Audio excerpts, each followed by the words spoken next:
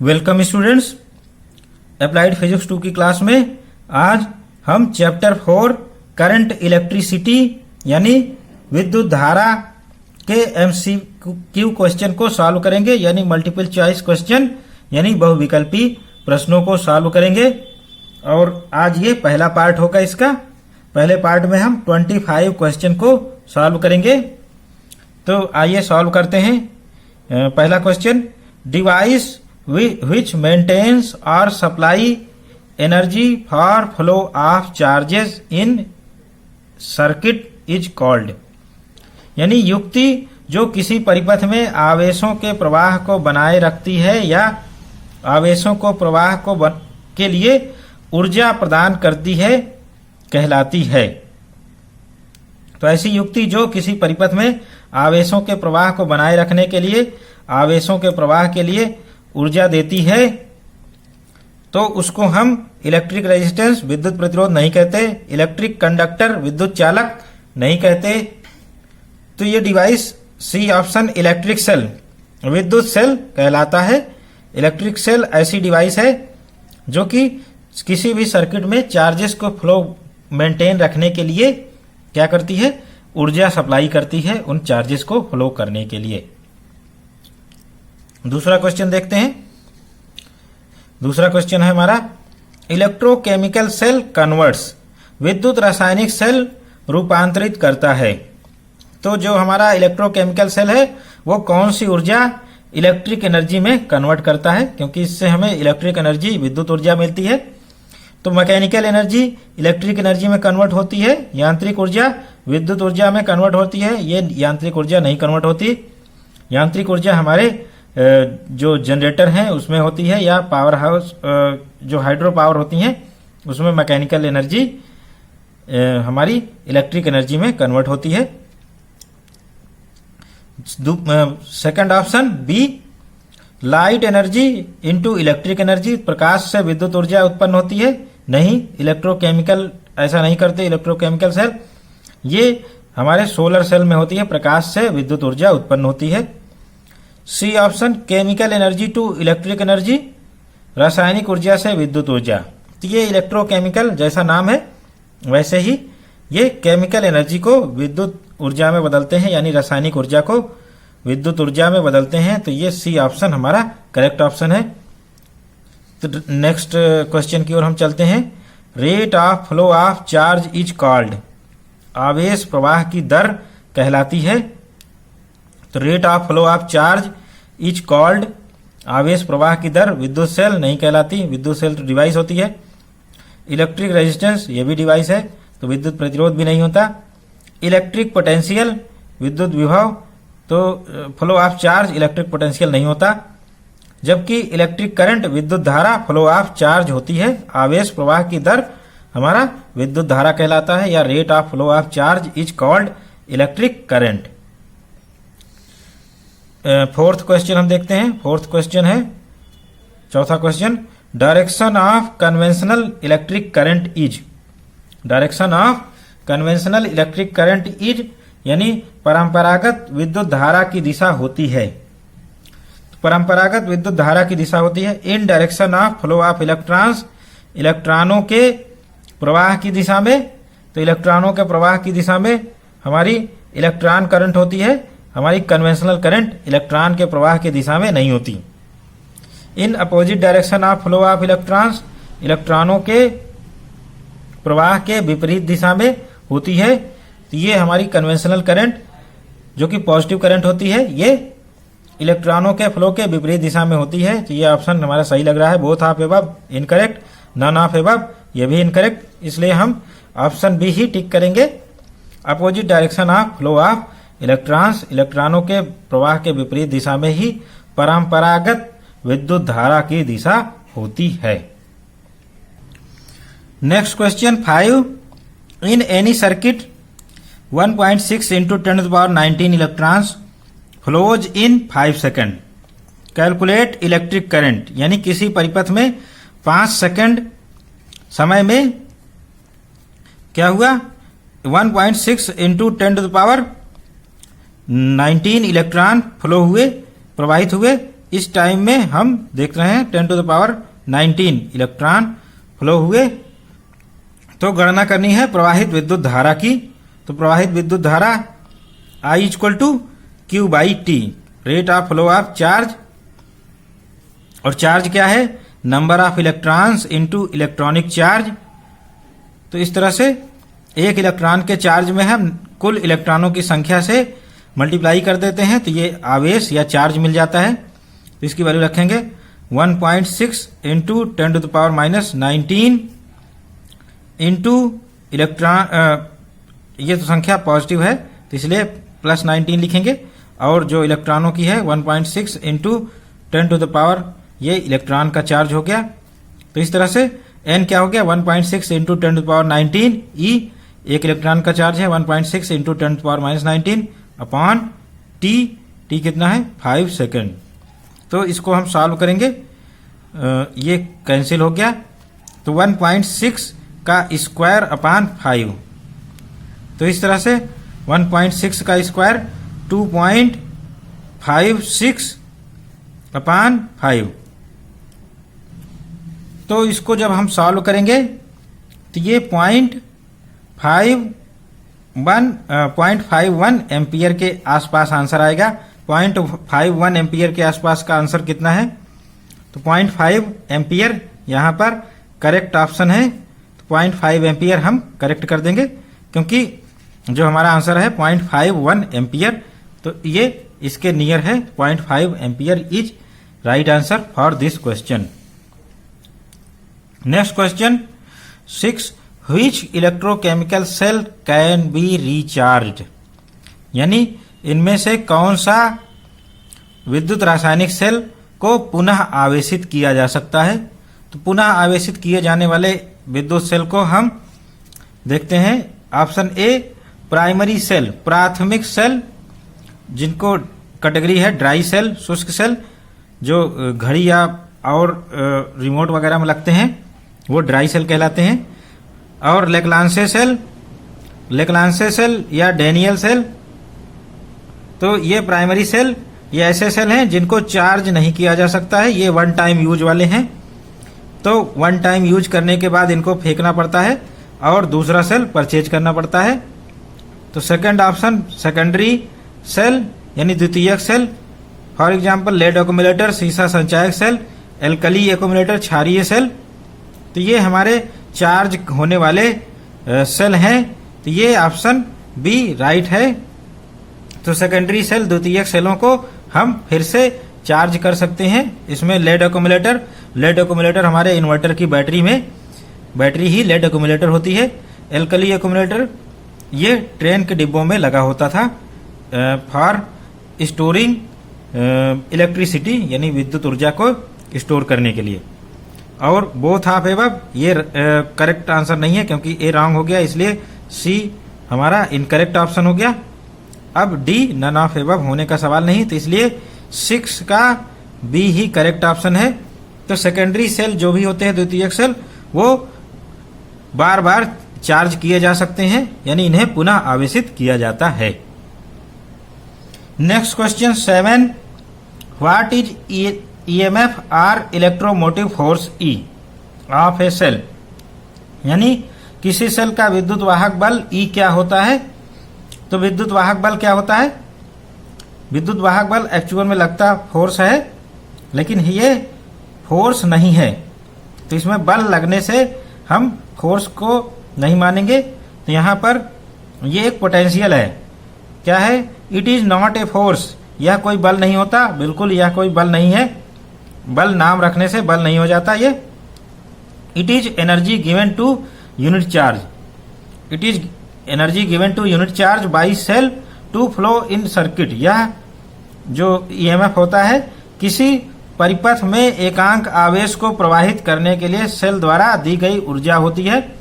E = W/Q, ये भी right answer है, ये भी राइट आंसर है। It is potential difference between electrodes of cell when no current is drawn from cell, यानी किसी सेल का EMF जब सेल के इलेक्ट्रोड्स के बीच अधिकतम विभवांतर होता है तो ये ईएमएफ सेल के इलेक्ट्रोड्स के बीच का अधिकतम विभवांतर जब सेल से कोई धारा ना ली जा रही हो या सेल ओपन सर्किट में होता है। तो ये भी ऑप्शन सही है। तो इस तरह से ऑल ऑफ एबव हम डी ऑप्शन लगाएंगे। तो ये इलेक्ट्रोमोटिव फोर्स नहीं है, बल्कि ये मैक्सिमम पोटेंशियल डिफरेंस है किसी सेल के टर्मिनल्स के बीच में। और वो मैक्सिमम पोटेंशियल डिफरेंस क्या करता है? It is energy given to unit charge by cell to flow in circuit. यानी ये एक्चुअल में एकांक आवेश को दी जाने वाली ऊर्जा है। तो इस तरह से W/Q ईएमएफ के बराबर हो गया। Next question, what is terminal potential difference V of a cell? किसी सेल का टर्मिनल विभवांतर क्या होता है? It is energy given to unit charge by cell to flow in circuit. यह किसी परिपथ में एकांक आवेश को प्रवाहित करने के लिए सेल को दी गई ऊर्जा होती है। नहीं, ये ईएमएफ होता है। तो ईएमएफ पोटेंशियल डिफरेंस से अलग है। ये मैक्सिमम पोटेंशियल डिफरेंस हमारा ईएमएफ होता है जब हम सेल से कोई धारा नहीं ले रहे हैं। इस कारण से ये टर्मिनल पोटेंशियल डिफरेंस ईएमएफ से छोटा ही होता है। तो सेकंड ऑप्शन हम देखेंगे, it is potential difference between two electrode of cell when current is drawn from cell. तो ये ऑप्शन सही है। यह सेल के इलेक्ट्रोड के बीच विभवांतर है जब सेल से कोई धारा ली जा रही हो। तो सेल से जब धारा लेते हैं तो सेल का टर्मिनल पोटेंशियल डिफरेंस यानी टर्मिनल विभवांतर निकलता है, और जब सेल से धारा नहीं लेते हैं तो सेल का ईएमएफ कैलकुलेट होता है या इलेक्ट्रोमोटिव फोर्स ई कैलकुलेट होता है। तो इस तरह से ये बी ऑप्शन यहां करेक्ट है। Question 9, what is internal resistance R of cell? Cell का आंतरिक प्रतिरोध क्या होता है? This is resistance within cell. यह सेल के अंदर का प्रतिरोध होता है। Second option, this is resistance outside of cell. यह सेल के बाहर का प्रतिरोध होता है। सेल के बाहर का प्रतिरोध नहीं होता है। Internal resistance both of above. Be wrong होने से सी रॉन्ग हो गया और डी भी रॉन्ग है क्योंकि ए करेक्ट ऑप्शन है। तो इस तरह से ए करेक्ट ऑप्शन है। Internal resistance of cell is resistance within cell, यानी सेल का आंतरिक प्रतिरोध सेल के अंदर का ही प्रतिरोध होता है, जो कि इसके इलेक्ट्रोलाइट्स और इलेक्ट्रोड इत्यादि के बीच में जो धारा बहने में रुकावट है उस कारण का ये इंटरनल रेजिस्टेंस उत्पन्न हो जाता है। और मोस्ट ऑफ सेल के लिए इसकी वैल्यू 1 ओम या इससे लेस होती है, तो इसकी वैल्यू बहुत कम होती है। ये इंटरनल रेजिस्टेंस कहलाता है और ये सेल के साथ हमें, तो इस तरह से हम किसी भी सेल का इंटरनल रेजिस्टेंस उसके साथ सीरीज कॉम्बिनेशन में अटैच कर देते हैं। यानी ये एक्चुअल में सेल के अंदर ही होता है, लेकिन हम इसको सर्किट में दिखाने के लिए बाहर से लगा देते हैं और समझा जाता है कि ये पूरा हमारा सेल ही है। तो ये सेल का आउटपुट हो गया। तो इस तरह से ये इंटरनल रेजिस्टेंस सेल के साथ सीरीज कॉम्बिनेशन में होता है या कंसीडर किया जाता है। Question 10, internal resistance of ideal cell, यानी आदर्श सेल का आंतरिक प्रतिरोध कितना होता है? 0, इनफाइनाइट, बोथ ऑफ एबव, उपरोक्त दोनों, नन ऑफ एबव, उपरोक्त में से कोई नहीं। तो जो हमारा आइडियल सेल होता है रेजिस्टेंस 0 होना चाहिए, तो ये आइडियल सेल हो जाता है। तो 0 रेजिस्टेंस का सेल हमारा आइडियल सेल है, आदर्श सेल। वास्तव में कोई आदर्श सेल नहीं होता है। सभी सेलों का प्रतिरोध इंटरनल रेजिस्टेंस कुछ ना कुछ होता है। तो इस तरह से अगर आइडियल सेल हमारा कल्पनाओं में है तो उसका रेजिस्टेंस 0 या 0 होता है। What is true about Ohm's law? Ohm के नियम के लिए क्या सत्य है? तो ओम के नियम के लिए क्या सत्य है? First option, valid for conductor only, केवल चालक के लिए ओम का नियम सत्य है। तो बिल्कुल ओम का नियम केवल कंडक्टर के लिए सत्य है। सेकंड ऑप्शन देखते हैं, valid condition for condition of if physical condition of a conductor are constant, then current in conductor is proportional to voltage across current conductor, यानी किसी चालक की भौतिक दशाएं स्थिर हो तो चालक में प्रवाहित धारा चालक के सिरों पर विभवांतर के अनुक्रमानुपाती होती है। यही ओम का नियम होता है। तो चालक की भौतिक दशाएं स्थिर रहें तो चालक में प्रवाहित धारा चालक के सिरों के विभवांतर के प्रोपोर्शनल होती है। I is proportional to V या V equal to R I, ये फार्मूला, और R equal to V upon I। तो R और I का जो रेशियो है वो एक कांस्टेंट वैल्यू, जिसको हम सेल का, यानी ये जो हमारी परिपथ है, वायर है, कंडक्टर, इसका रेजिस्टेंस या विद्युत प्रतिरोध कहते हैं।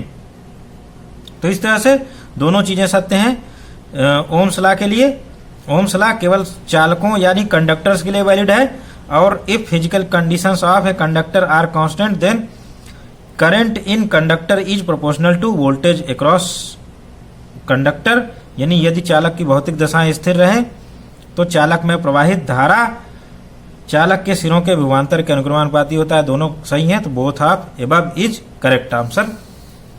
Next 12, which is correct relation for electric resistance R, विद्युत प्रतिरोध के लिए कौन सा सही संबंध है। तो स्पेसिफिक रेजिस्टेंस के टर्म में हम देख रहे हैं जो ये फार्मूला है रेजिस्टेंस का, R equal to rho L upon A, तो ये करेक्ट फार्मूला है। तो ये बी ऑप्शन करेक्ट हो गया, क्योंकि ए इनकरेक्ट है इसलिए सी ऑप्शन इनकरेक्ट हो गया, और डी भी इनकरेक्ट है। तो इस तरह से जो रेजिस्टेंस का फार्मूला होता है किसी भी वायर के लिए, हम R equal to rho L upon A, rho specific resistance, L wire की लेंथ है, और ए क्रॉस सेक्शन एरिया। तो ये लेंथ हो गई एल, और ये लेंथ एल हो गई इस वायर की, और क्रॉस सेक्शन एरिया ए, और रो इस मटेरियल का स्पेसिफिक रेजिस्टेंस है जिसका वायर बना हुआ है। इस तरह से इलेक्ट्रिक रेजिस्टेंस इस तरह से डिपेंडेंट होता है किसी वायर का। अब हम question 13, electric resistance of conductor depends on, यानी किसी चालक के विद्युत प्रतिरोध निर्भर करता है, किसी चालक का विद्युत प्रतिरोध निर्भर करता है। तो हम वायर का इलेक्ट्रिक रेजिस्टेंस का फार्मूला लिख लें, R equal to rho L upon A. Length of conductor, चालक की लंबाई L, बिल्कुल L पर निर्भर करता है, चालक की लंबाई L पर निर्भर कर रहा है। Cross section area of conductor, चालक के अनुप्रस्थ काट के क्षेत्रफल A पर निर्भर कर रहा है, तो बिल्कुल A पर निर्भर कर रहा है। स्पेसिफिक रेजिस्टेंस ऑफ मटेरियल, पदार्थ के विशेष प्रतिरोध रो पर निर्भर करता है, तो यहाँ पर डिपेंडेंसी है। और ऑल ऑफ एबव, तो ये ऑल ऑफ एबव, चूंकि ए बी सी तीनों सही है, तो उपरोक्त सभी आंसर हमारा यहाँ राइट आंसर है। तो आर मटेरियल पर डिपेंड करता है, किसी मटेरियल का स्पेसिफिक रेजिस्टेंस जितना ज्यादा होता है उसका रेजिस्टेंस वायर का उतना ही ज्यादा होता है। वायर की लंबाई जितनी ज्यादा होती है तो वायर का रेजिस्टेंस भी ज्यादा होता है। वायर का क्रॉस सेक्शन एरिया जितना कम होता है वायर का रेजिस्टेंस उतना ज्यादा होता है। ए पर इनवर्स डिपेंडेंसी है, बाकी पर प्रोपोर्शनलिटी सीधे सीधे है। तो यहां पर डी पर राइट आंसर है ये 13 का D. Question 14, specific resistance of material of conductor depends upon, किसी चालक के पदार्थ का विशिष्ट प्रतिरोध रो निर्भर करता है। किस किस पर निर्भर करता है? लेंथ ऑफ कंडक्टर, चालक की लंबाई, बिल्कुल नहीं। Cross section area of conductor, चालक के अनुप्रस्थ काट के क्षेत्रफल पर, इस पर भी निर्भर नहीं करता। इलेक्ट्रिक रेजिस्टेंस ऑफ कंडक्टर, चालक के विद्युत प्रतिरोध, इस पर भी नहीं निर्भर करता। तो यहां पर डी ऑप्शन हम लगाएंगे। मटेरियल ऑफ कंडक्टर यानी चालक के पदार्थ पर क्या निर्भर करता है? विशिष्ट प्रतिरोध या स्पेसिफिक रेजिस्टेंस। ये मटेरियल ऑफ कंडक्टर यानी चालक जिस मटेरियल का बना होता है उस पर डिपेंड करता है स्पेसिफिक रेजिस्टेंस या विशेष प्रतिरोध। तो रो जो एक्चुअल में होता है, rho equal to R L upon R A upon L. ये जो फार्मूला हमने रो के लिए लिख दिया, इसमें किसी जो मटेरियल है उसका विशिष्ट प्रतिरोध क्या होता है? जब क्रॉस सेक्शन एरिया हम 1 मीटर स्क्वायर ले लें और लेंथ 1 मीटर ले लें तो इन पे डिपेंडेंसी खत्म हो जाती है। Rho equal to are. तो सभी मटेरियल्स का हम अलग अलग वायर बनाए और उसकी लेंथ यानी cross section area 1 meter square होना चाहिए और लेंथ 1 मीटर होनी चाहिए।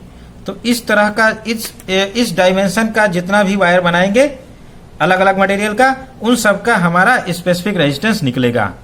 तो अगर हमें कॉपर का स्पेसिफिक रेजिस्टेंस निकालना है तो 1 meter square cross section area का कॉपर का वायर लेंगे जिसकी लेंथ 1 मीटर है।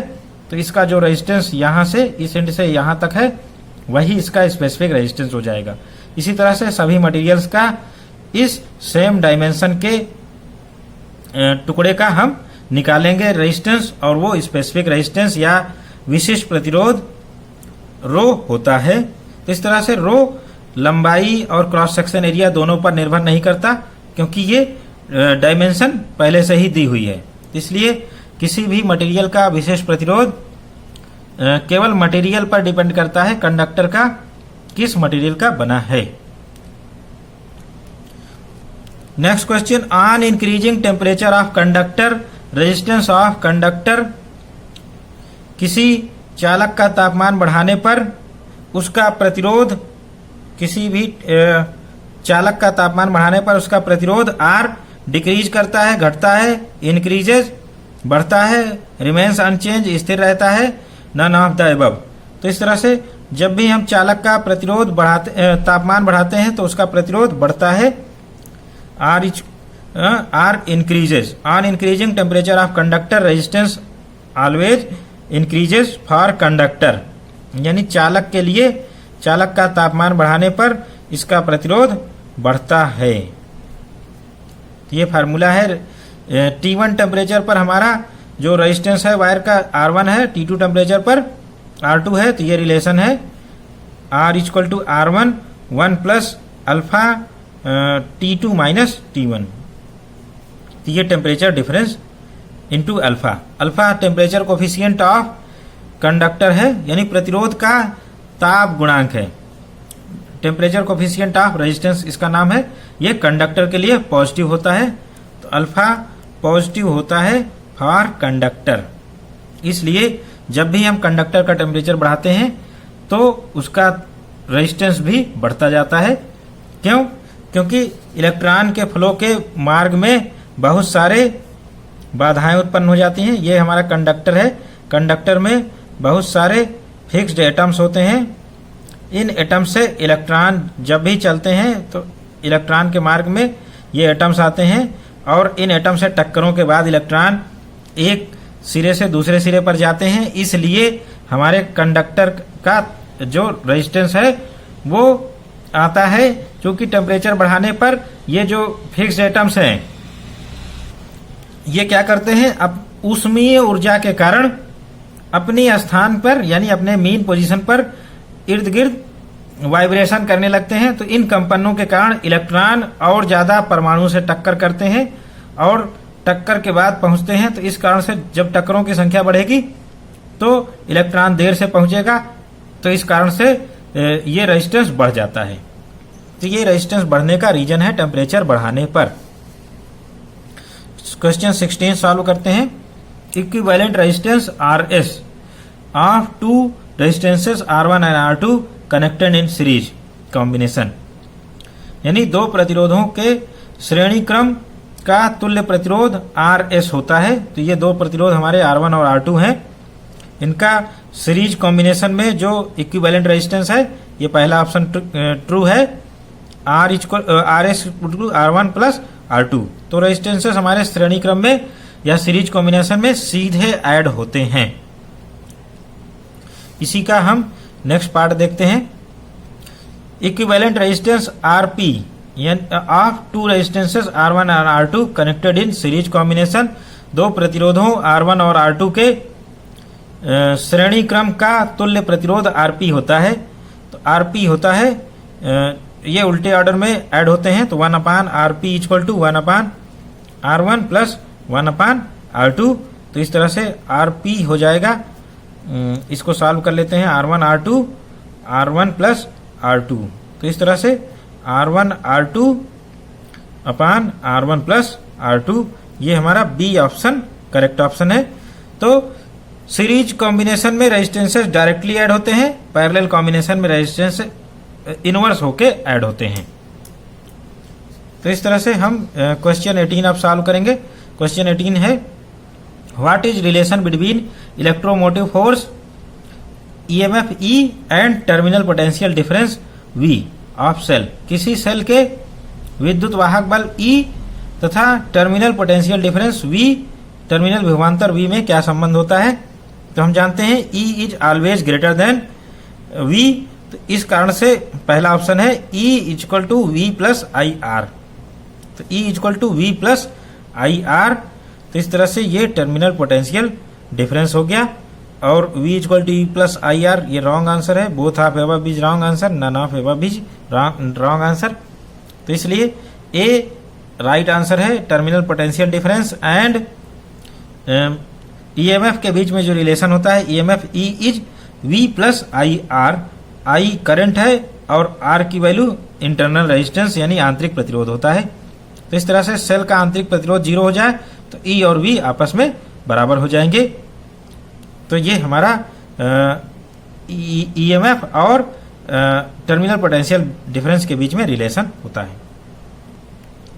Question 19 formula for internal resistance R of cell, यानी किसी सेल के आंतरिक प्रतिरोध का सूत्र होता है। तो आंतरिक प्रतिरोध का जो सूत्र होता है R equal to capital R V upon E minus 1। ये रॉन्ग है क्योंकि ई अपान वी होता है। तो हम देखते हैं second option small R equal to capital R E upon V minus 1। तो इस तरह से ये राइट आंसर है। तो ये बी हमारा राइट आंसर हो गया। किसी सेल का आंतरिक प्रतिरोध small R equal to capital R circuit में लगा हुआ load resistance into E upon V EMF upon terminal potential difference minus 1। तो ये सेल का इंटरनल रेजिस्टेंस होता है। 20 question if R1 and R2 are resistances of conductor at temperature T1 and T2 respectively, which is correct relation। यदि ताप T1 और T2 पर किसी चालक के प्रतिरोध क्रमशः R1 और R2 है तो सही संबंध है R1 equal to R2 plus 1 plus alpha T2 minus T1। तो ये रॉन्ग आंसर है। R2 equal to R1 bracket में 1 plus alpha T2 minus T1 यही करेक्ट ऑप्शन है। तो इस तरह से ये हमारा करेक्ट ऑप्शन हो गया। R2 equal to R1 bracket में 1 plus alpha T2 minus T1। तो ये alpha temperature coefficient of resistance यानी प्रतिरोध का ताप गुणांक होता है और कंडक्टर के लिए पॉजिटिव होता है, सेमी कंडक्टर के लिए अल्फा निगेटिव होता है। 21 पर चलते हैं question. On increasing length of conductor resistance of conductor, किसी चालक की लंबाई बढ़ाने पर चालक का प्रतिरोध इंक्रीजेस बढ़ता है, डिक्रीजेस घटता है, रिमेन्स अनचेंज अपरिवर्तित रहता है, नन ऑफ एबव। तो इस तरह से जो चालक का प्रतिरोध है वो L के प्रोपोर्शनल होता है क्योंकि R equal to rho L upon A। इस फार्मूले से R is proportional to L। तो लंबाई बढ़ाएंगे तो R का मान भी बढ़ेगा।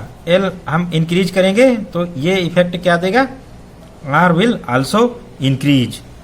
तो इस तरह से A ऑप्शन सही है। चालक की तार की लंबाई बढ़ाने पर हम चालक का प्रतिरोध भी बढ़ता है या इंक्रीजेस। फिर 22 option on increasing cross section area of conductor then resistance of conductor, यानी किसी चालक के अनुप्रस्थ काट का क्षेत्रफल बढ़ाने पर चालक का प्रतिरोध क्या होता है। तो ऑप्शन है इंक्रीजेस बढ़ता है, डिक्रीजेस घटता है, रिमेन्स अनचेंज अपरिवर्तित रहता है, नन ऑफ एबव। तो इसका आंसर हम लिखेंगे R इक्वल टू हम जानते हैं रो L अपान A। तो R is inversely proportional to A, यानी R A के व्युत्क्रमानुपाती होता है। तो इस कारण से A की वैल्यू बढ़ाएंगे हम तो R की वैल्यू घटेगी। तो इस कारण से on increasing cross section area of conductor then resistance of conductor decreases घटता है। Question 23 what is critical temperature TC of conductor, यानी चालक का क्रांतिक तापमान Tc क्या होता है?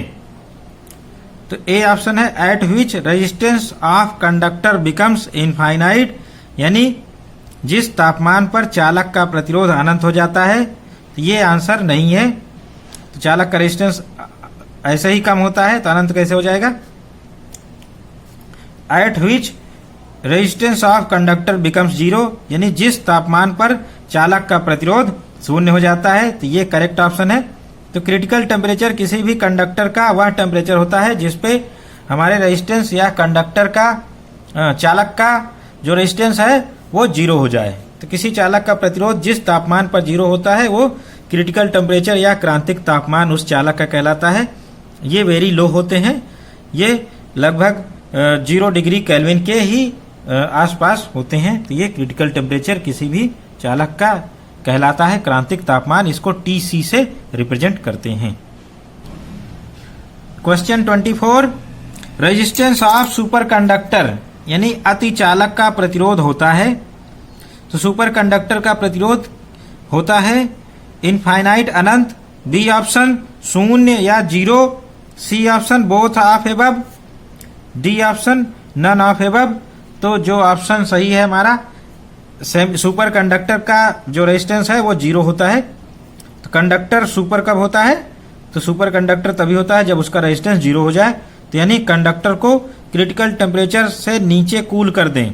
कंडक्टर का तापमान क्रिटिकल टेम्परेचर से नीचे हो जाए तो इसका रेजिस्टेंस, कंडक्टर का रेजिस्टेंस फॉल होके जीरो हो जाता है।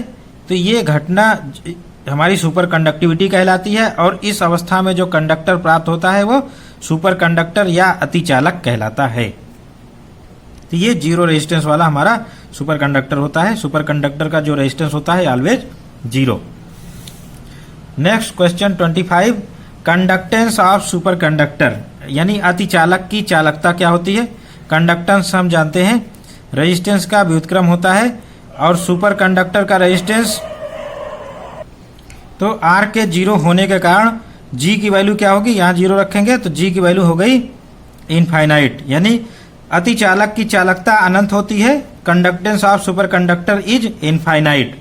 तो ए ऑप्शन इनफाइनाइट या अनंत ये राइट आंसर है।